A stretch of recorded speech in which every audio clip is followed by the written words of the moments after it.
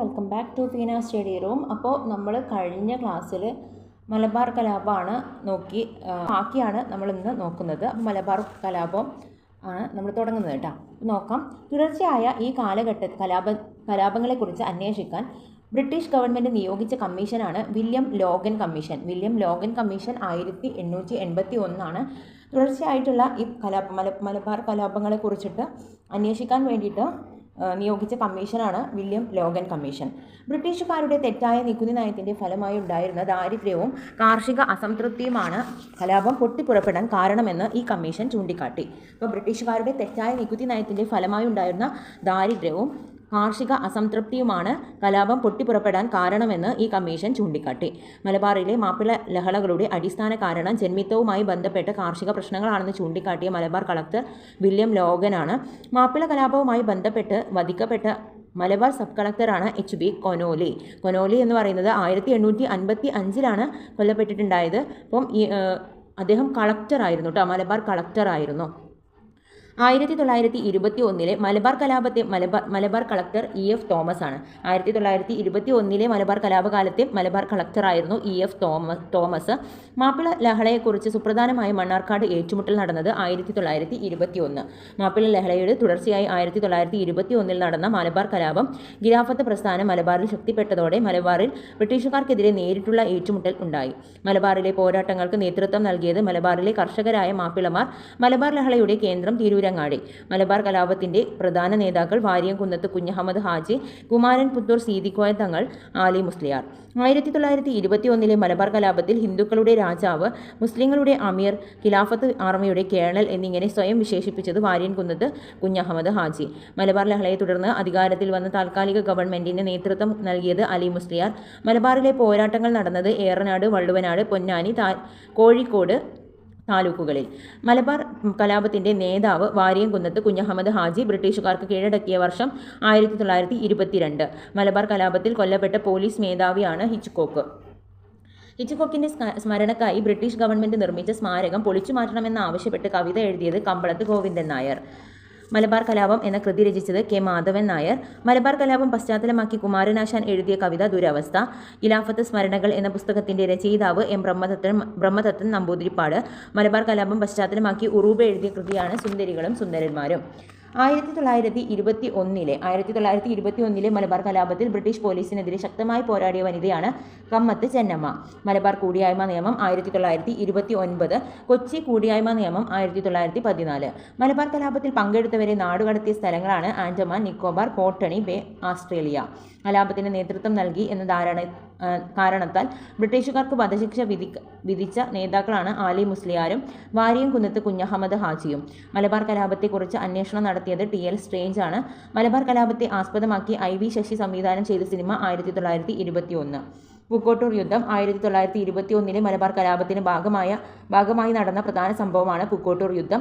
മലബാർ കലാപകാലത്ത് നടന്ന പൂക്കോട്ടൂർ യുദ്ധത്തിന്റെ നേതാവ് വടക്കേ വീട്ടിൽ മുഹമ്മദ്. പൂക്കോട്ടൂർ യുദ്ധത്തിന് കാരണം പൂക്കോട്ടൂരിലെ ഖിലാഫത്ത് കമ്മിറ്റിയുടെ സെക്രട്ടറിയായ വടക്കേ വീട്ടിൽ മുഹമ്മദിനെ മോഷണം കുറ്റം ചുമത്തി ബ്രിട്ടീഷ് പോലീസ് അറസ്റ്റ് ചെയ്യാൻ ശ്രമിച്ചത്. മലബാർ കലാപത്തെ ആദ്യത്തെ ആസൂത്രിതവും നേരിട്ടുള്ളതുമായിട്ടുള്ള ആക്രമണം പൊട്ടിപ്പുറപ്പെട്ടത് പൂക്കോട്ടൂരിലാണ് 1921 ഓഗസ്റ്റ്. ഏകദേശം 3000 കലാപകാരികൾ ഇതിൽ പങ്കെടുത്തു.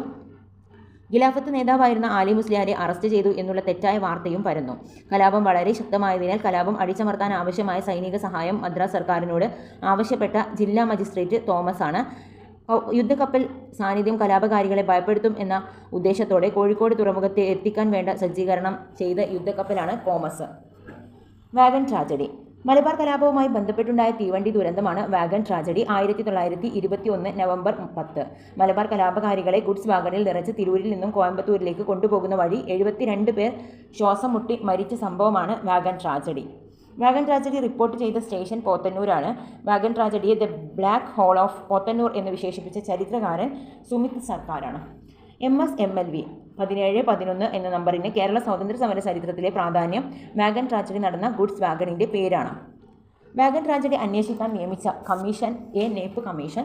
വാഗൺ ട്രാജഡിയിൽ മരിച്ചവരുടെ കുടുംബത്തിന് ഗവൺമെൻറ് അനുവദിച്ച നഷ്ടപരിഹാരം 300 രൂപ. വാഗൺ ട്രാജഡി മെമ്മോറിയൽ ഹാൾ സ്ഥിതി ചെയ്യുന്നത് തിരൂരാണ്. ഒരു പ്രീവിയസ് ക്വസ്റ്റ്യൻ ഉണ്ട്, നോക്കാം. മലബാർ കലാപത്തെക്കുറിച്ച് താഴെ തന്നിരിക്കുന്ന പ്രസ്താവനകൾ വിലയിരുത്തുക. അതിൽ എല്ലാ പ്രസ്താവനകളും ശരിയാണ് എന്നതാണ്. അപ്പം ഇന്ത്യൻ സ്വാതന്ത്ര്യ സമര കാലത്തിൽ ഇന്ത്യൻ സ്വാതന്ത്ര്യ സമര ചരിത്രത്തിൽ കാർഷിക കലാപമായും വർഗീയ കലാപമായും മാറി മാറി വ്യാഖ്യാനിക്കപ്പെട്ടു. മലപ്പുറം ജില്ലയിലെ ഏറനാട്, വള്ളുവനാട്, പൊന്നാനി, കോഴിക്കോട് താലൂക്കുകൾ കേന്ദ്രീകരിച്ച് നടന്നത് ബ്രിട്ടീഷുകാർക്കെതിരെ മലബാർ മേഖലയിൽ ആരംഭിച്ച സായുധ കലാപം.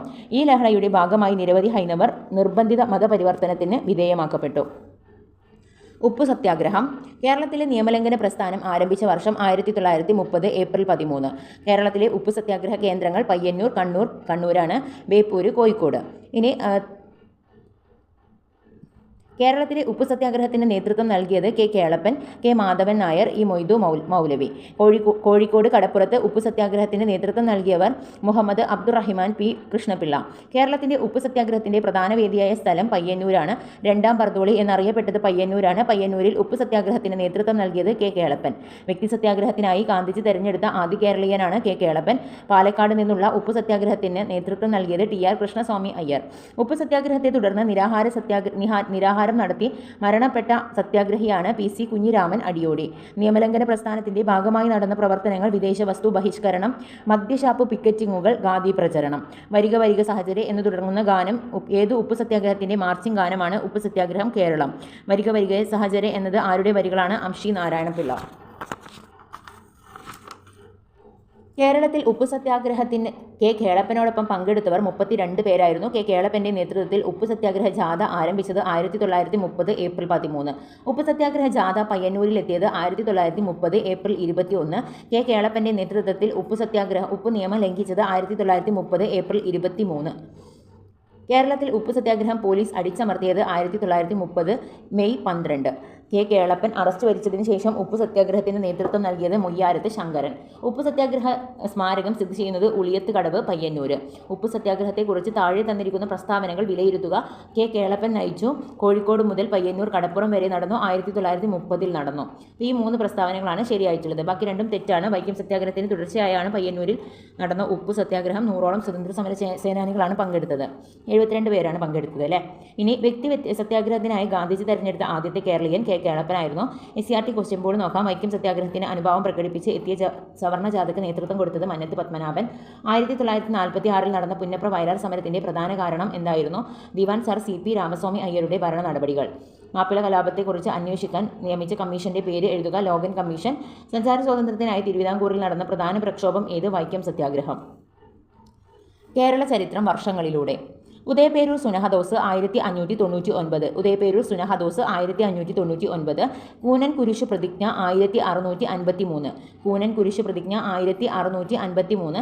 അഞ്ചുതെങ്ങ് കലാപം 1697. അഞ്ചുതെങ്ങ് കലാപം 1697. ആറ്റിങ്ങൽ കലാപം 1721. കുളച്ചൽ കലാപം 1741. 1741 കുളച്ചൽ കലാപം.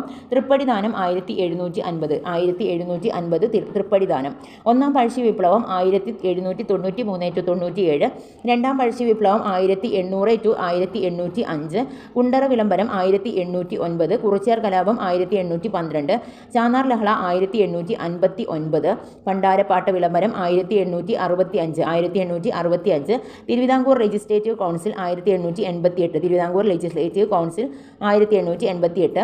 മലയാളി മെമ്മോറിയൽ 1891. 1891. എതിർ മെമ്മോറിയൽ 1891. ഈഴവ മെമ്മോറിയൽ 1896. ശ്രീമൂലം പ്രജാസഭ 1904. 1904 ശ്രീമൂലം പ്രജാസഭ.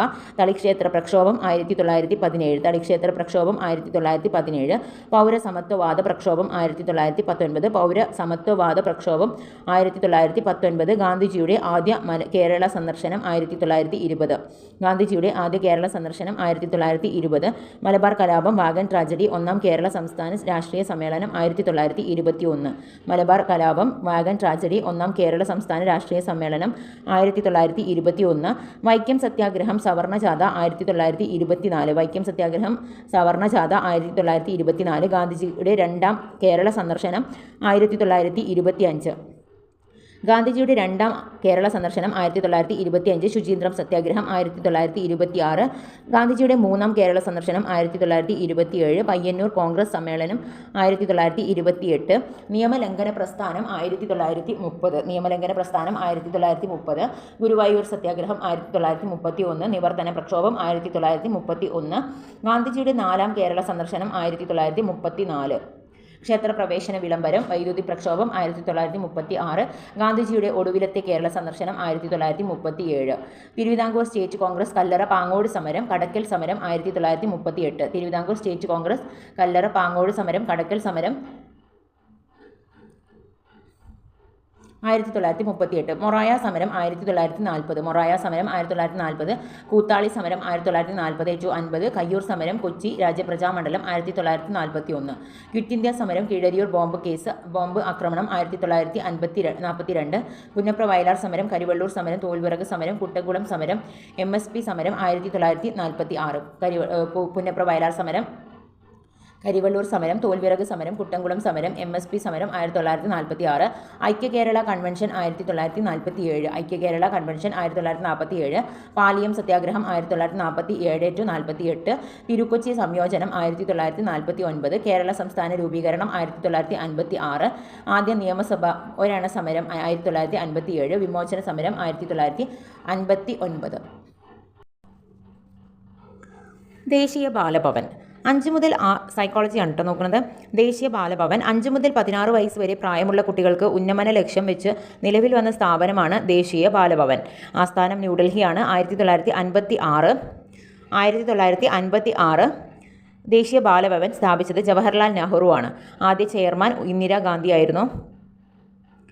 കർണാടകയിലെ സ്കൂളുകളിലും സർവകലാശാലകളിലും യോഗ നിർബന്ധമാക്കാൻ തീരുമാനിച്ചു. സ്കൂൾ ബാഗുകൾ വിദ്യാർത്ഥികളുടെ ഭാരത്തിൻ്റെ 10% അധികം പാടില്ല എന്ന നിയന്ത്രണം ഏർപ്പെടുത്തിയ സംസ്ഥാനം കർണാടക. നഴ്സറി മുതൽ PhD വരെ കുട്ടികൾക്ക് വിദ്യാഭ്യാസം സൗജന്യമാക്കിയ ആദ്യ സംസ്ഥാനം പഞ്ചാബ്. ബിരുദതലം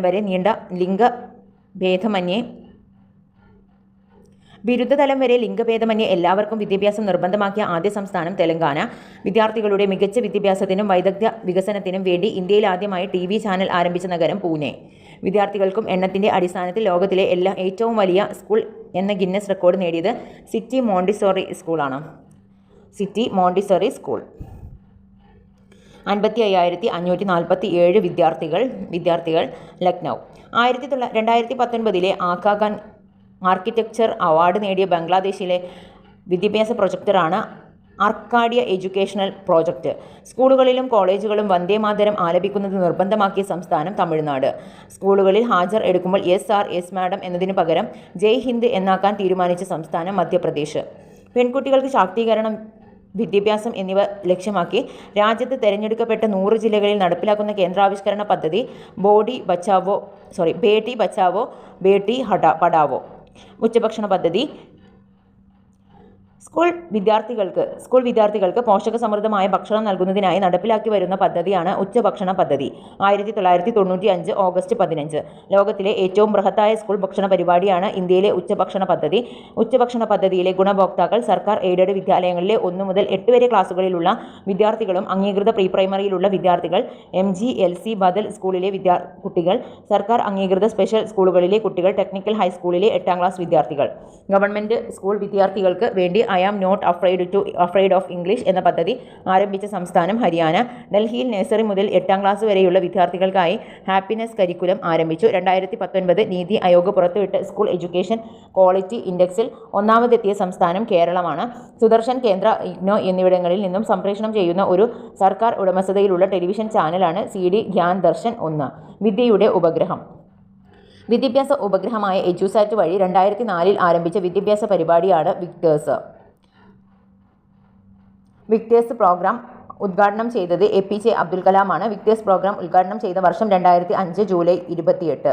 പ്രഗതി. പെൺകുട്ടികൾക്ക് സാങ്കേതിക വിദ്യാഭ്യാസം നേടുന്നതിനു വേണ്ടി പ്രോത്സാഹനവും പിന്തുണയും നൽകുന്നതിനായി All India Council for Technical Education ആരംഭിച്ച പദ്ധതിയാണ്. 8 ലക്ഷം രൂപയിൽ താഴെ വാർഷിക വരുമാനമുള്ള കുടുംബത്തിലെ 2 പെൺകുട്ടികൾക്കാണ് സ്കോളർഷിപ്പിന് അർഹതയുള്ളത്. ഒരു വർഷം നൽകുന്ന ആകെ സ്കോളർഷിപ്പുകളുടെ എണ്ണം 4000. പദ്ധതി പ്രകാരം ട്യൂഷൻ ഫീസായി പരമാവധി 30,000 രൂപയും മറ്റ് ചിലവുകൾക്കായി ഓരോ മാസവും 2000 രൂപയും 10 മാസത്തേക്ക് നൽകുന്നു. സാക്ഷം. ഭിന്നശേഷിയുള്ള കുട്ടികൾക്ക് സാങ്കേതിക വിദ്യാഭ്യാസം നേടുന്നതിന് വേണ്ടി പ്രോത്സാഹനവും പിന്തുണയും നൽകുന്നതിനായി AICTE ആരംഭിച്ച പദ്ധതിയാണ് സാക്ഷം. 8 ലക്ഷം രൂപയിൽ താഴെ വാർഷിക വരുമാനമുള്ള കുടുംബത്തിലെ ഭിന്നശേഷിയുള്ള കുട്ടികൾക്കാണ് സ്കോളർഷിപ്പിന് അർഹതയുള്ളത്. ഒരു വർഷം നൽകുന്ന ആകെ സ്കോളർഷിപ്പുകളുടെ എണ്ണം 1000. പദ്ധതി പ്രകാരം ട്യൂഷൻ ഫീസായി പരമാവധി 30,000 രൂപയും മറ്റ് ചിലവുകൾക്കായി ഓരോ മാസവും 2000 രൂപയും 10 മാസത്തേക്ക് നൽകുന്നു. പ്രഗതി സാക്ഷ്യം പദ്ധതികൾക്ക് നേതൃത്വം നൽകുന്നത് മാനവ വിഭവശേഷി മന്ത്രാലയം, നിലവിൽ വിദ്യാഭ്യാസ മന്ത്രാലയം.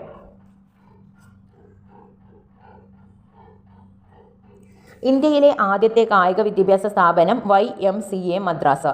ഇന്ത്യയിലെ ആദ്യത്തെ ഗേൾസ് സ്കൂൾ സ്ഥാപിച്ചത് ജ്യോതിറാവു ഫൂലെയും ഭാര്യ സാവിത്രി ബായി ഫൂലെയും. പൂനെ 1848. ഇന്ത്യയിലെ ആദ്യത്തെ വനിതാ കോളേജ് ബൈത്തുൻ കോളേജ്, കൊൽക്കത്ത 1879. ഇന്ത്യയിലെ ആദ്യ വനിതാ ബിരുദധാരി കാദംബിനി ഗാംഗുലി, കൊൽക്കത്ത സർവകലാശാല. ഇന്ത്യയിലെ ആദ്യത്തെ ഹോമിയോപ്പതി കോളേജും സയൻസ് കോളേജും ആരംഭിച്ചത് കൊൽക്കത്ത. ഇന്ത്യയുടെ സ്കൂൾ തലസ്ഥാനം എന്നറിയപ്പെടുന്നത് ഡെറാഡൂൺ. ഇന്ത്യയിലെ ആദ്യത്തെ ഒഴുകുന്ന പ്രൈമറി സ്കൂൾ സ്ഥിതി ചെയ്യുന്നത് ലോക്തക്, മണിപ്പൂർ. കേരളത്തിലെ വിദ്യാഭ്യാസ പ്രോജക്റ്റുകൾ അഗതി മന്ദിരങ്ങൾ, വൃദ്ധസദനങ്ങൾ, മാനസികാരോഗ്യ കേന്ദ്രങ്ങൾ എന്നിവിടങ്ങളിലെ അന്തേവാസികൾക്ക് സാക്ഷരതയുടെ വെളിച്ചം പകരാൻ കേരള സംസ്ഥാന സാക്ഷരതാ മിഷൻ അതോറിറ്റി ആരംഭിച്ച പദ്ധതിയാണ് അക്ഷരസാന്ത്വനം. ലോക്ക്ഡൗൺ നിലനിൽക്കുന്ന സാഹചര്യത്തിൽ വീട്ടിലിരിക്കുന്ന കുട്ടികൾക്ക് സർഗശേഷി പ്രകാശിപ്പിക്കുന്നതിനായി പൊതുവിദ്യാഭ്യാസ വകുപ്പ് ആരംഭിച്ച പദ്ധതി അക്ഷരവൃക്ഷം. കേരളത്തിലെ സമ്പൂർണ്ണ സാക്ഷരത സംസ്ഥാനമാക്കുവാൻ വേണ്ടി സാക്ഷരതാ മിഷൻ ആരംഭിച്ച പദ്ധതി അക്ഷരലക്ഷം. ഇതര സംസ്ഥാന തൊഴിലാളികളെ മലയാളം പഠിപ്പിക്കുന്നതിനായിട്ടുള്ള കേരള സാക്ഷരതാ മിഷന്റെ പദ്ധതി ചങ്ങാതി. കേരള സാക്ഷരതാ മിഷന്റെ ചങ്ങാതി പദ്ധതിയിലൂടെ ഏറ്റവും കൂടുതൽ മാർക്ക് നേടിയ ഒഡീഷ വനിത മുദാദ് രേവതി. അന്യഭാഷാ തൊഴിലാളികളുടെ മലയാളം പഠിപ്പിക്കുന്നതിനായിട്ട് കേരള സാക്ഷരതാ മിഷൻ പുറത്തിറക്കിയ പുസ്തകം ഹമാരി മലയാളം. ഇതര സംസ്ഥാന തൊഴിലാളികളുടെ കുട്ടികളുടെ പഠന നിലവാരം മെച്ചപ്പെടുത്തുന്നതിനായിട്ട് എറണാകുളം ജില്ലാ ഭരണകൂടം ആരംഭിച്ച പദ്ധതി റോഷ്നി. പദ്ധതിയുടെ തുടക്കമായി തയ്യാറാക്കിയ മലയാള ഭാഷാ പരിജ്ഞാന രേഖ സമീക്ഷ. മലയാളം അറിയാത്ത അഭ്യസ്ത വിദ്യരെ മലയാളം പഠിപ്പിക്കുന്നതിനായിട്ടുള്ള കേരള സാക്ഷരതാ മിഷന്റെ പുതിയ സംരംഭം പച്ച മലയാളം. പട്ടികജാതി വിഭാഗങ്ങളിലെ നിരക്ഷരത ഇല്ലാതാക്കുക, തുടർ പഠനം ഒരുക്കുക തുടങ്ങിയ ലക്ഷ്യങ്ങളുടെ സംസ്ഥാന സാക്ഷരതാ മിഷൻ ആവിഷ്കരിച്ച പദ്ധതി നവചേതന.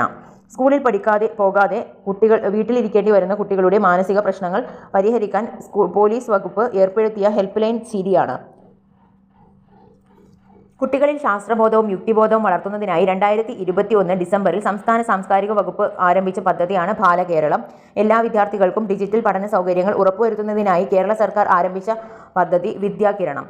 കുട്ടികളിൽ സമ്പാദ്യശീലം വളർത്തുക, പഠനാവശ്യങ്ങൾ ആ തുക ഉപയോഗിക്കാൻ പ്രാപ്തരാക്കുക എന്നീ ലക്ഷ്യങ്ങളോടെ 7 മുതൽ 12 വരെ ക്ലാസുകളിലെ കുട്ടികൾക്കായി കേരള ബാങ്ക് ആരംഭിച്ച പദ്ധതിയാണ് വിദ്യാനിധി. സ്വകാര്യ വിദ്യാഭ്യാസ സ്ഥാപനങ്ങളിലെ അഴിമതി രഹിതമാക്കുക എന്ന ലക്ഷ്യത്തോടെ കേരളത്തിൽ vigilance and anti corruption bureau പരീക്ഷണാടിസ്ഥാനത്തിൽ ആരംഭിച്ച പദ്ധതി എജുവിജിലാണ്.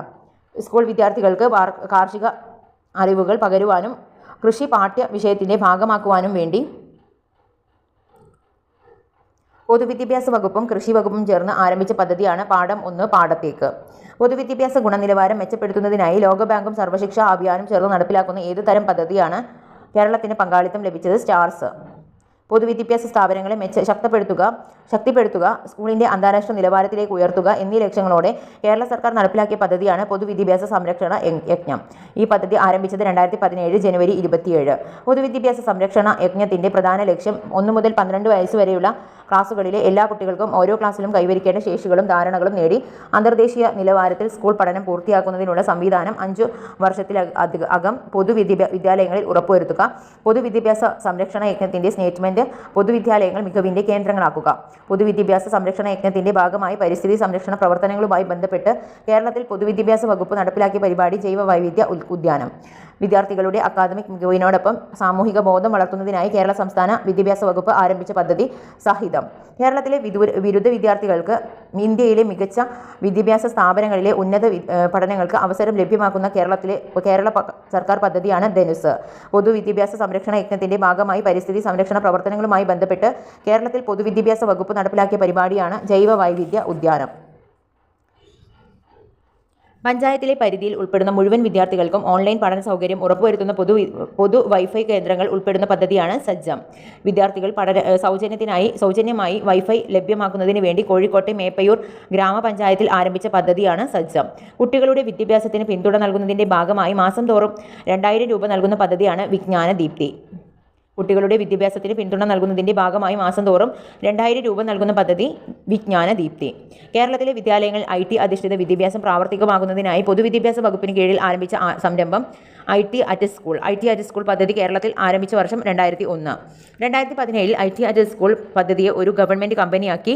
കേരള വിദ്യാഭ്യാസ വകുപ്പിൻ്റെ ആദ്യ സ്പെഷ്യൽ പർപ്പസ് വെഹിക്കിൾ കമ്പനിയാണ് KITE. Kerala infrastructure and technology for education, ആസ്ഥാനം പൂജപ്പുര, തിരുവനന്തപുരം.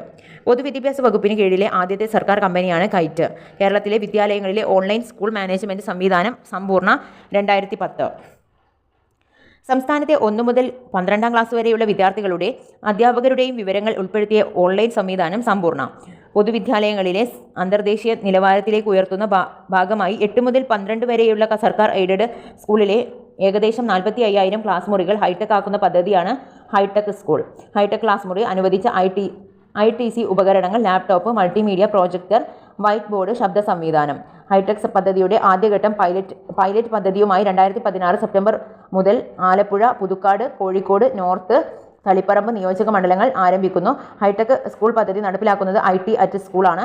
ഹൈടെക് സ്കൂൾ പദ്ധതിയുടെ ഭാഗമായി നടപ്പിലാക്കുന്ന സംവിധാനങ്ങൾ: ഡിജിറ്റൽ ഇൻ്ററാക്റ്റീവ് പാഠപുസ്തകം, എല്ലാ വിഷയങ്ങളിലും പഠനത്തിന് സഹായകമാകുന്ന ഡിജിറ്റൽ ഉള്ളടക്ക ശേഖരണം, എല്ലാവർക്കും മുഴുവൻ സമയ പഠനാന്തരീക്ഷം ഉറപ്പാക്കുന്ന സമഗ്ര പോർട്ടൽ, ലേണിംഗ്, ലേണിംഗ് മാനേജ്മെൻറ്റ് സംവിധാനം, മൂല്യനിർണ്ണയ സംവിധാനങ്ങൾ. വിദ്യാലയം ഒരു പഠനോപകരണമാക്കി മാറ്റുന്നതിൻ്റെ ഭാഗമായി മുന്നോട്ട് വെച്ച ആശയം building as a learning aid. BALA. Get inform. ഇന്ത്യയിലെ ആദ്യമായി എല്ലാ പൊതുവിദ്യാലയങ്ങളിലും ഹൈടെക് ക്ലാസ് റൂം സംവിധാനം നിലവിൽ വന്ന സംസ്ഥാനം കേരളം. 2020 ഒക്ടോബർ 12 ഇതോടെ കേരളം പൊതുവിദ്യാഭ്യാസ രംഗത്ത് രാജ്യത്തെ ആദ്യ സമ്പൂർണ്ണ ഡിജിറ്റൽ സംസ്ഥാനമായി. ക്യാമ്പസ് ഒരു പാഠപുസ്തകം എന്ന ആശയം ഉൾക്കൊണ്ടുകൊണ്ട് കേരള ഹരിത നിയമാവലി ഗ്രീൻ പ്രോട്ടോക്കോളിലൂടെ മുന്നോട്ട് വെച്ച പ്രവർത്തനങ്ങൾ: ഭക്ഷണം പാഴാക്കാതിരിക്കുക, മഷിപ്പേന ശീലമാക്കുക, ഉപയോഗ ശേഷം വലിച്ചെറിയുന്ന പാത്രങ്ങൾക്ക് പകരം സ്റ്റീൽ പ്ലേറ്റുകളും ഗ്ലാസുകളും ഉപയോഗിക്കുക, പ്ലാസ്റ്റിക് കുപ്പികൾക്ക് പകരം സ്റ്റീൽ കുപ്പികളും, വെള്ളം കൊണ്ടുവരിക, ജൈവാവശിഷ്ടങ്ങളെ വളമാക്കി മാറ്റുക, ഫ്ലക്സ് ബോർഡുകളും ബാനറുകളും ഒഴിവാക്കുക. പ്രീവിയസ് ക്വസ്റ്റ്യൻ: വിദ്യാലയം തന്നെ ഒരു പഠനോപകരണം എന്ന ആശയവുമായി യോജിക്കുന്നത് ഏത്? ബാല. മാലിന്യങ്ങൾ പരിസരങ്ങളിൽ വലിച്ചെറിയാതിരിക്കുക, എല്ലാ സ്കൂളുകളിലും പച്ചക്കറിത്തോട്ടവും ഔഷധത്തോട്ടവും കുട്ടികളുടെ നേതൃത്വത്തിൽ പരിചരിക്കണം, എല്ലാ സ്കൂളുകളിലും ഒരു കുട്ടി വനം ഉണ്ടാക്കിയെടുക്കുക, പരിസ്ഥിതി പ്രവർത്തകർ, നാട്ടുവൈദ്യർ, വിദ്യാർത്ഥി പ്രതിനിധി, അധ്യാപകരുടെയും PTA പ്രതിനിധികൾ എന്നിവയെ ഉൾക്കൊള്ളുന്ന സമിതിയുടെ നേതൃത്വത്തിൽ ജൈവ വൈവിധ്യ പാർക്കുകൾ തയ്യാറാക്കുക, ജൈവ വൈവിധ്യ രജിസ്റ്റർ തയ്യാറാക്കുന്നതിന് കുട്ടികളെ പ്രാപ്തരാക്കുക. കുട്ടികൾക്ക് അഭിരുചിയുള്ള മേഖല കണ്ടെത്തി സ്കൂൾ പഠനകാലത്ത് തന്നെ പരിശീലനവും പ്രോത്സാഹനവും നൽകുന്നതാണ് ടാലന്റ് ലാബുകൾ. സ്വയം തിരിച്ചറിയൽ, സർഗാത്മകത ചിന്ത, നിരീക്ഷണ പാടവം, നേതൃപാടവം, ആശയവിനിമയ ശേഷി, സഹഭാവം തുടങ്ങിയ ആർജിക്കുന്നതിന് ടാലന്റ് ലാബ് എന്ന ആശയത്തിന്റെ നടപ്പാക്കലിലൂടെ സാധിക്കുന്നു. COVID-19 പശ്ചാത്തലത്തിൽ സാങ്കേതികവിദ്യയുടെ സാധ്യതകൾ പ്രയോജനപ്പെടുത്തി പഠനാനുഭവങ്ങൾ പ്രദാനം ചെയ്യുന്ന പൊതുവിദ്യാഭ്യാസ വകുപ്പിന്റെ പദ്ധതിയാണ് ഫസ്റ്റ് ബെല്ല്. ആരംഭിച്ചത് 2020 ജൂൺ 1. 1 മുതൽ 12 വരെ ക്ലാസുകളിലെ പഠനത്തിനാവശ്യമായ റിസോഴ്സുകൾ ഉൾപ്പെടുത്തി കൈറ്റ് വികസിപ്പിച്ച പോർട്ടലാണ് സമഗ്ര. കേരളത്തിലെ അധ്യാപകർക്കും വിദ്യാർത്ഥികൾക്കും ഓൺലൈനായി പരിശീലനം നൽകുക എന്ന ലക്ഷ്യത്തോടെ ആരംഭിച്ച ഓൺലൈൻ പരിശീലന പോർട്ടലാണ് കൈറ്റ് ഓപ്പൺ ഓൺലൈൻ ലേണിംഗ്. എറണാകുളത്തെ പൂർണ്ണ സാക്ഷരതാ ജില്ലയാക്കാനുള്ള പദ്ധതിയാണ് operation flood light. Operation flood ലൈറ്റിന് തുടക്കം കുറിച്ചത് VP സിംഗ് ആണ്. ഇന്ത്യയിലെ സമ്പൂർണ്ണ പ്രാഥമിക വിദ്യാഭ്യാസം നേടിയ ആദ്യ സംസ്ഥാനം കേരളം. 2016 ജനുവരി 13. അതുല്യം പദ്ധതിയുടെ ഭാഗമായാണ് ഈ നേട്ടം കേരളം കൈവരിച്ചത്. അക്ഷയ ഗവേണൻസിലൂടെ ഗവൺമെൻറ് സേവനങ്ങൾ ജനങ്ങളിൽ എത്തിക്കുന്ന സ്ഥാപനമാണ് അക്ഷയ കേന്ദ്രങ്ങൾ. കേരളത്തിൽ നടപ്പിലാക്കി വരുന്ന കമ്പ്യൂട്ടർ സാക്ഷരതാ പദ്ധതി അക്ഷയ 2002. അക്ഷയ പദ്ധതി ആദ്യമായി നടപ്പിലാക്കിയ ജില്ല മലപ്പുറമാണ്. പള്ളിക്കൽ. അക്ഷയ പ്രോജക്റ്റിൻ്റെ ഗുഡ്വിൽ അംബാസിഡർ മമ്മൂട്ടി. അക്ഷയ പദ്ധതി കേരളത്തിലെ എല്ലാ വിദ്യാർത്ഥികളിലും വ്യാപിപ്പിച്ച വർഷം 2008. ഭിന്നശേഷിയുള്ള കുട്ടികൾക്ക് അക്ഷയ കേന്ദ്രങ്ങൾ വഴി കമ്പ്യൂട്ടർ പരിശീലനം നൽകുന്ന പദ്ധതിയാണ് ഇൻസൈറ്റ്. അക്ഷയ പദ്ധതി ഉദ്ഘാടനം ചെയ്തത് ഡോക്ടർ അബ്ദുൽ കലാം, APJ അബ്ദുൽ കലാം. 3 വയസ്സ് മുതൽ 6 വയസ്സ് വരെയുള്ള പ്രീ സ്കൂൾ കുട്ടികൾക്കായി സംസ്ഥാന വനിതാ ശിശു വികസന വകുപ്പ് വിക്ടേഴ്സ് ചാനലിൽ ആരംഭിച്ച വിനോദ വിജ്ഞാന പരിപാടിയാണ് കിളിക്കൊഞ്ചൽ. സമഗ്ര ശിക്ഷ കേരള ഗോത്ര വിഭാഗത്തിലെ വിദ്യാർത്ഥികൾക്കായി ഒരുക്കിയ ഓൺലൈൻ പഠന ക്ലാസ്സാണ് മഴവിൽ പൂവ്. ഇടമലക്കുടി സർക്കാർ ട്രൈബൽ LP സ്കൂളിലെ നേതൃത്വത്തിൽ തയ്യാറാക്കിയ നിഘണ്ടുവാണ് മലയാളം മുതുവാൻ ഭാഷ നിഘണ്ടു. ലോക്ക്ഡൗൺ മൂലം മാറ്റിവെച്ച സ്കൂളുകളിലെ പരീക്ഷകൾക്ക് വേണ്ടി വിക്ടേഴ്സ് ചാനൽ തയ്യാറാക്കിയ പ്രത്യേക പരിശീലന പരിപാടിയാണ് ഓർമ്മകളുണ്ടായിരിക്കണം. കേന്ദ്രാവിഷ്കൃത വിദ്യാഭ്യാസ പദ്ധതിയായ സമഗ്ര ശിക്ഷയുടെ നടപ്പാക്കലിൽ തുടർച്ചയായിട്ടുള്ള 2ാം വർഷവും ഒന്നാമതെത്തിയ സംസ്ഥാനം കേരളം. സമ്പൂർണ്ണ സാക്ഷരതാ പദ്ധതിക്ക് കേരളം സർക്കാർ നൽകിയ പേര് അക്ഷര കേരളം. സംസ്ഥാന വനിതാ ശിശു വികസന വകുപ്പ് പ്രീ സ്കൂൾ കുട്ടികൾക്കായി നടപ്പിലാക്കിയ വിനോദ വിജ്ഞാന പരിപാടി കിളിക്കൊഞ്ചൽ. കേരള സംസ്ഥാന സാക്ഷരതാ മിഷൻ അതോറിറ്റി നിലവിൽ വന്നത് 1998. ആസ്ഥാനം തിരുവനന്തപുരം. KSLMAയുടെ മുഖപത്രം അക്ഷര കൈരളി. KSLMAയുടെ അക്ഷരലക്ഷം പദ്ധതിയിലൂടെ 4ാം ക്ലാസ് തുല്യതാ പരീക്ഷയിൽ 1ാം സ്ഥാനം കരസ്ഥമാക്കിയത് B. കാർത്യായനി അമ്മ, 96 വയസ്സ്. ഏറ്റവും പ്രായം കൂടിയ വ്യക്തി 100-ൽ 98 മാർക്ക് നേടിയാണ് പരീക്ഷ പാസ്സായത്. കോമൺവെൽത്ത് ലേണിംഗ് അംബാസഡർ ആയ മലയാളിയാണ് B. കാർത്യായനി അമ്മ. സമഗ്ര ശിക്ഷ കേരളം SSK. നിലവിൽ വന്ന വർഷം 2018.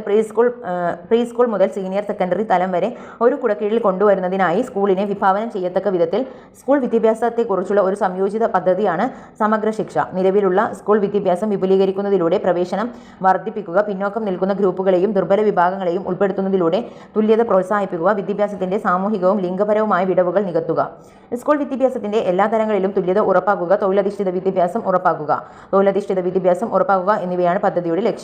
പൊതുവിദ്യാഭ്യാസ സംരക്ഷണ യജ്ഞത്തിന്റെ വിശാലമായ ലക്ഷ്യങ്ങൾ കൈവരിക്കുന്നതിനും വിദ്യാഭ്യാസ അവകാശ നിയമത്തിൽ വിഭാവനം ചെയ്തിട്ടുള്ള പ്രായത്തിന് അനുയോജ്യമായ വിദ്യാഭ്യാസം ഉറപ്പുവരുത്തുന്നതിനും അക്കാദമിക വിടവ് നികത്തുന്നതിനുമായിട്ടുള്ള പ്രവർത്തനമാണ് SSK ഏറ്റെടുത്തിരിക്കുന്നത്.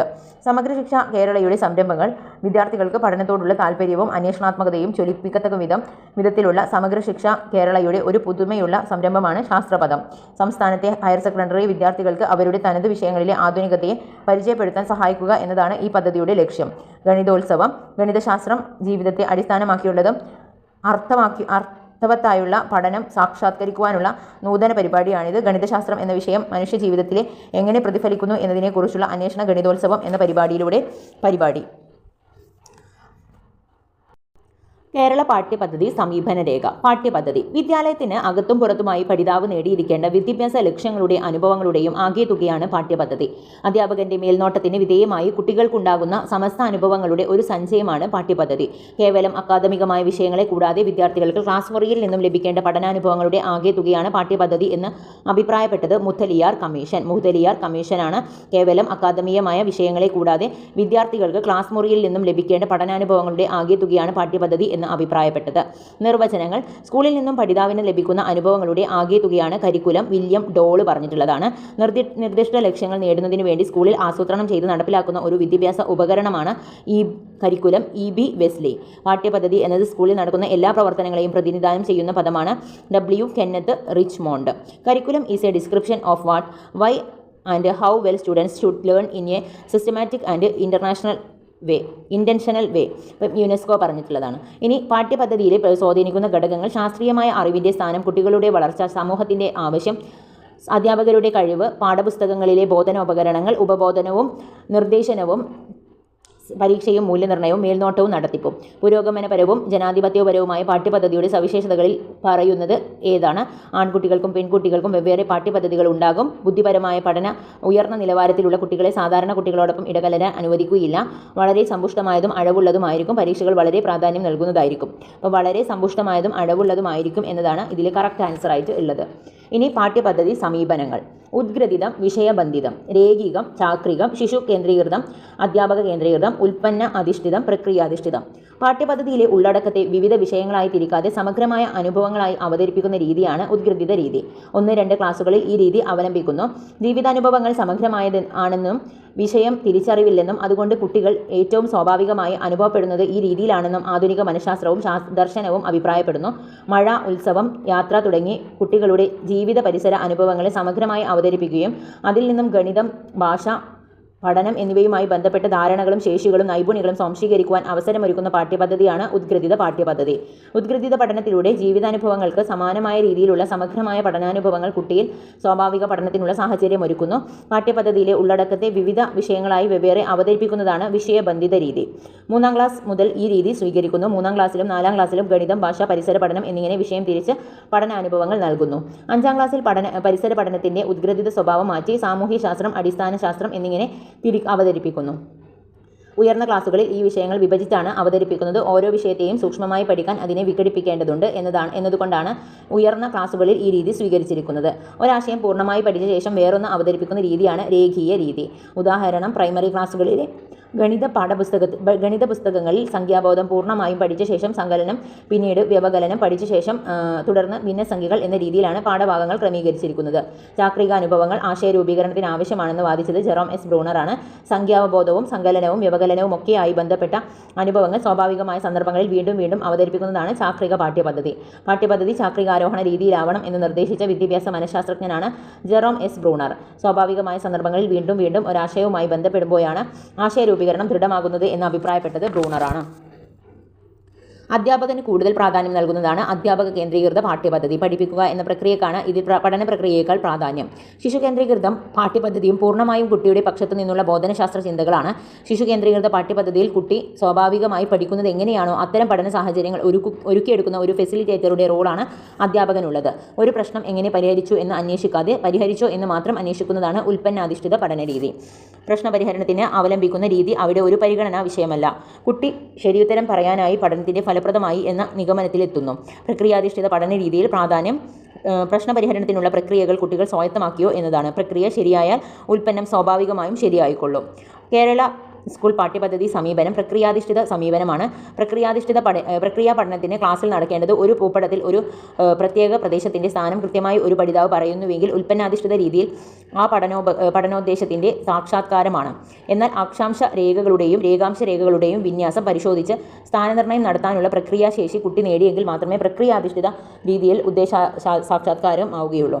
സമ്പൂർണ്ണ രൂപത്തിൽ നിന്നും അംശങ്ങളിലേക്ക്, ലളിതമായതിൽ നിന്നും സങ്കീർണമായതിലേക്ക്, കാഠിന്യം കൂടിയതിൽ നിന്നും കാഠിന്യം കുറഞ്ഞതിൽ നിന്നും കൂടിയതിലേക്ക് തുടങ്ങിയ മൗലിക തത്വങ്ങൾ അവലംബിക്കുന്ന സമീപനമാണ് ഏകകേന്ദ്രീകൃത സമീപനം. പാഠ്യവസ്തുക്കളെ മനഃശാസ്ത്ര സിദ്ധാന്തങ്ങൾക്കനുസരിച്ച് ക്രമീകരിക്കുന്ന രീതിയാണ് മനഃശാസ്ത്രപരമായ സമീപനം. വിഷയത്തിൻ്റെ ക്രമീകരണത്തിനൊത്ത് ഉള്ളടക്കം സ്വീകരിക്കുന്ന രീതിയാണ് യുക്തിപരമായ സമീപനം. ഒരു പ്രത്യേക ഭാഗവുമായി ബന്ധപ്പെട്ടതും പരസ്പര ബന്ധം പുലർത്തുന്നതുമായിട്ടുള്ള പഠനവസ്തുക്കളുടെ സമഗ്രമായ ശേഖരണമാണ് പ്രകരണ സമീപനം. ഒരു വിഷയത്തെ മറ്റു വിഷയങ്ങളുമായി അർത്ഥപൂർണ്ണമായും വിധത്തിൽ ബന്ധപ്പെടുത്തുന്ന പ്രക്രിയയാണ് സഹസംബന്ധ സമീപനം. വിവിധ പഠന ശാഖകളുടെ പഠനവസ്തുക്കൾ അർത്ഥപൂർണ്ണമായ ഒരേകമാക്കി സംയോജിപ്പിച്ച് ഇണക്കി ചേർക്കാൻ പാകത്തിലുള്ള പഠന പദ്ധതി സംവിധാനമാണ് ഒത്തിണക്ക സമീപനം. സാമൂഹ്യ പ്രശ്നങ്ങളിൽ കുട്ടി നേരിട്ട് ഇടപെട്ട് പരിഹരിക്കത്തക്ക വിധത്തിൽ വിവിധ വിഷയങ്ങൾ ഉൾപ്പെടുത്തിയിട്ടുള്ളത് പ്രശ്നാന്വിത പാഠ്യപദ്ധതി. വിദ്യാഭ്യാസത്തിൻ്റെ ഭാഗമായി കുട്ടികളിൽ രൂപപ്പെടേണ്ട മൂല്യങ്ങൾ, പെരുമാറ്റ രീതികൾ, മനോഭാവങ്ങൾ തുടങ്ങിയവ പരോക്ഷമായി ഇഴുകി ചേർന്നിരിക്കുന്ന പാഠ്യപദ്ധതിയാണ് നികീർണ പാഠ്യപദ്ധതി. ലക്ഷ്യങ്ങളും അവ നേടാനുള്ള പഠനാനുഭവങ്ങളും പ്രയോഗ പദ്ധതികളും ചിട്ടപ്പെടുത്തിയതാണ് ഉദ്ദേശാധിഷ്ഠിത പാഠ്യപദ്ധതി. ഇനി കുറച്ച് പ്രീവിയസ് ക്വസ്റ്റ്യൻസ് ആണ് നോക്കാം. വിഷയങ്ങളെ വേർതിരിച്ച് പഠിപ്പിക്കുന്നതിന് പകരം പരസ്പരം ബന്ധപ്പെടുത്തി പഠിപ്പിക്കുന്നതാണ് ഉദ്ഗ്രഥിത സമീപനം. പ്രീ പ്രൈമറി പാഠ്യപദ്ധതിയിൽ താഴെ പറയുന്നവയിൽ ഏതാണ് പരിഗണിക്കുക? അപ്പം വിഷയകേന്ദ്രീകൃത പഠന സമീപനം, ഉദ്ഗ്രഥിത സമീപനം, പ്രശ്നാധിഷ്ഠിത സമീപനം, വിമർശനാത്മക സമീപനം. ഉദ്ഗ്രഥിത സമീപനമാണ്. താഴെ കൊടുത്തിരിക്കുന്ന ചാക്രിക രീതിയുടെ സവിശേഷതകൾ ഏത്? ആശയങ്ങളുടെ കാഠിന്യം അനുസരിച്ചുള്ള ക്രമീകരണം. ഒരു ആശയത്തിൻ്റെ വിവിധ തലങ്ങൾ അതിൻ്റെ കാഠിന്യം അനുസരിച്ച് വ്യത്യസ്ത ക്ലാസുകളിലായി പഠിപ്പിക്കുന്നതിനായി ക്രമീകരിച്ചിരിക്കുന്ന രീതി ഏത് പേരിലാണ് അറിയപ്പെടുന്നത്? ചാക്രിക രീതി. നേടിയ അറിവിൽ നിന്നും നിരന്തരം അറിവുകൾ കൂട്ടിച്ചേർത്ത് അറിവിൻ്റെ വ്യാപ്തി വിപുലപ്പെടുത്തുകയാണ് പഠന രീതിയാണ് ചാക്രികാരോഹണ രീതി. പാഠ്യപദ്ധതി സമീപനത്തിൻ്റെ സവിശേഷതകൾ പെടാത്തത് അധ്യാപക കേന്ദ്രീകൃതം. താഴെ കൊടുത്തിരിക്കുന്നവയിൽ കേരള സ്കൂൾ പാഠ്യപദ്ധതി സമീപനം ഏത്? പ്രക്രിയാധിഷ്ഠിതമാണ്. പ്രക്രിയാധിഷ്ഠിതം. ഇംഗ്ലീഷിലെ കുറച്ച് ഇഡിയംസ് നോക്കാം. ഇഡിയംസ് ആൻഡ് ഫ്രേസസ് ആണ്. A bolt from the blue. A bolt from the blue എന്ന് പറഞ്ഞാൽ ആൻ അൺഎക്സ്പെക്റ്റഡ് ഇൻസിഡൻറ്റ്, അപ്രതീക്ഷിത സംഭവം എന്നാണ്. A bolt from the blue. A bolt from the blue എന്ന് പറഞ്ഞാൽ an unexpected incident. A stones through.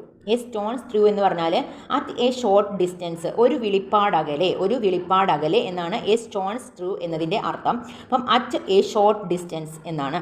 A chip on your shoulder. A chip on your shoulder എന്ന് പറഞ്ഞാൽ being upset for something that happen in the past. കുറച്ച് മുമ്പ് കഴിഞ്ഞ കാര്യങ്ങളിൽ അസ്വസ്ഥനായിരിക്കുന്ന അതിനെയാണ് a chip on your shoulder. ഇനി എ ഡൗട്ടിങ് തോമസ് എന്ന് പറഞ്ഞാൽ one who does not believe anything without evidence. അപ്പം എന്തിനും ഇങ്ങനെ എവിഡൻസ് ചോദിച്ച് നടക്കുന്ന ആൾക്കാരുണ്ടാവും അല്ലേ? അപ്പം അങ്ങനത്തെ ആൾക്കാർ. A slap on the wrist എന്ന് പറഞ്ഞാൽ എ വെരി മൈൽഡ് പണിഷ്മെൻ്റ് ആണ്, ചെറുതായിട്ടുള്ളൊരു punishment. Add fuel to the fire to worsen a situation. എരിതിയിൽ എണ്ണ ഒഴിക്കുക എന്നൊക്കെ പറയില്ല അത്. ഇനി a wolf in sheep's clothing. A person who cannot be trusted. വിശ്വാസവഞ്ചകനാണ് അല്ലേ? ഇനി against the clock as fast as possible before deadline. കഴിയുന്നത്ര വേഗത്തിൽ ചെയ്യുന്ന കാര്യങ്ങളാണ്. അടുത്തത് all Greek to me. Something which cannot be understood. മനസ്സിലാക്കാൻ കഴിയാത്ത കാര്യമാണ്. ഗ്രീക്ക് എന്ന് കണ്ടാൽ അപ്പം മനസ്സിലാക്കാൻ കഴിയാത്തതാണെന്ന് ഓർത്ത് വെക്കുക. An arm and a leg. Very expensive. A lot of money. And axe to grind to have a dispute with someone, ഒരാളുമായി തർക്കമുണ്ട്. At the 11th hour, at the last moment ആണ്. At the drop of a hat, showing readiness to do something, എന്തെങ്കിലും ചെയ്യണമെന്ന് സന്നദ്ധതയുള്ളവർക്ക് വേണ്ടിയിട്ട് അങ്ങനെ പറയുന്നത്. At one's wits' end, not knowing what to do, ഗത്യന്തരമില്ലാതെ. അറ്റ് 6s and 7s എന്ന് പറഞ്ഞാൽ ഇൻ അട്ടർ ഡിസോർഡർ, അലങ്കോലമായി. ബേക്കേഴ്സ് ഡസൻ എന്ന് പറഞ്ഞാൽ 13 ആണ്. ബേക്കേഴ്സ് ഡസൻ എന്ന് പറഞ്ഞാൽ 13 എന്നാണ്. Beat a dead horse to force an issue that has already ended. ഇനി മലയാളത്തിലെ കുറച്ച് ശൈലികളാണ് കേട്ടോ നോക്കുന്നത്.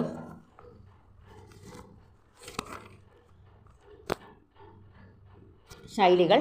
അകൈതവ പ്രയോഗം, അകൈതവ പ്രയോഗം, ചതിയില്ലാത്ത പ്രവൃത്തി, അകൈതവ പ്രയോഗം, ചതിയില്ലാത്ത പ്രവൃത്തി. അക്കരെ പറ്റുക, വിഷമഘട്ടം തരണം ചെയ്യുക, അക്കരെ പറ്റുക, വിഷമഘട്ടം തരണം ചെയ്യുക. അഗ്നിപർവ്വതത്തിൽ കർപ്പൂരബാണം, നിഷ്ഫലമായ പ്രവൃത്തി, അഗ്നിപർവ്വതത്തിൽ കർപ്പൂരബാണം, നിഷ്ഫലമായ പ്രവൃത്തി.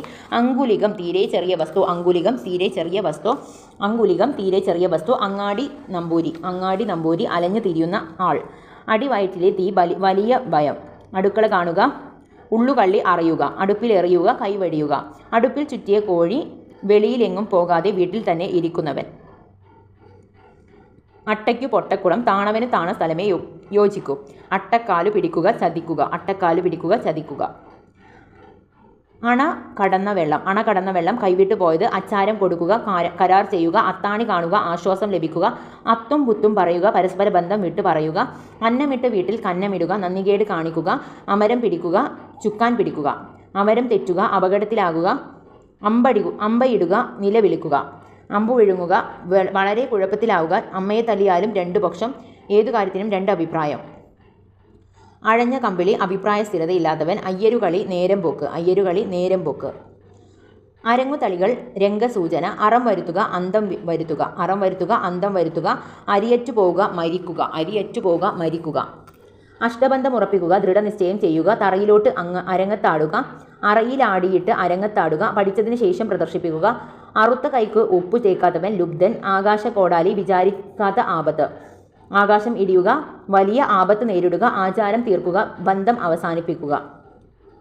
ആന കളിപ്പിക്കുക, ബലവാനെ കൊണ്ട് ദുർബലൻ യഥേഷ്ടം പ്രവർത്തിക്കുക. ആനയ്ക്കും അടിപിഴക്കും, വലിയവനും അപകടം പറ്റും. 1001 ദുർലഭം. 1001 ആയുധം വയ്ക്കുക, കീഴടങ്ങുക. ആരുവാമൊഴി, കടത്തുക, നാടു കടത്തുക. ആശാനു പിഴച്ചാൽ ഏത്തമില്ല. പ്രമാണികൾ കുറ്റം ചെയ്താൽ ആരും ചോദിക്കാനില്ല. ആസനം താങ്ങുക, ആശ്രയിക്കുക. ആൾ പുകുക, ദാസനാക്കുക. ആഴം നോക്കുക, അറിവ് പരിശോധിക്കുക. ഇഞ്ചി കടിച്ച കുരങ്ങ്, കോപിച്ചവൻ. ഇടികേറ്റ പാമ്പ്, ഭയപ്പെട്ടവൻ. ഇടിവെട്ടിയ മരം പോലെ സ്തംഭിച്ച അവസ്ഥ. ഇട്ട കൈക്ക് കടിക്കുക, നന്ദികേട് കാണിക്കുക. ഇത്തിൽ പിടിക്കുക, നാശഹേതു ബാധിക്കുക. ഇമദോഷം, കണ്ണറിയില്ല. അവനവൻ്റെ കുറ്റം അവനറിയുകയില്ല. ഇര വിഴുങ്ങിയ പാമ്പ്, അനക്കമില്ലാത്തത്. ഉചിതം കെടുത്തുക, അപമാനിക്കുക. ഉച്ചപട്ടിണി, അതിദരിദ്രൻ. അപ്പോൾ ഇത്രയുമാണ് ഇന്നത്തെ ഒരു ക്ലാസ്സിൽ ഉൾപ്പെടുത്തുന്നത്. Thank you all.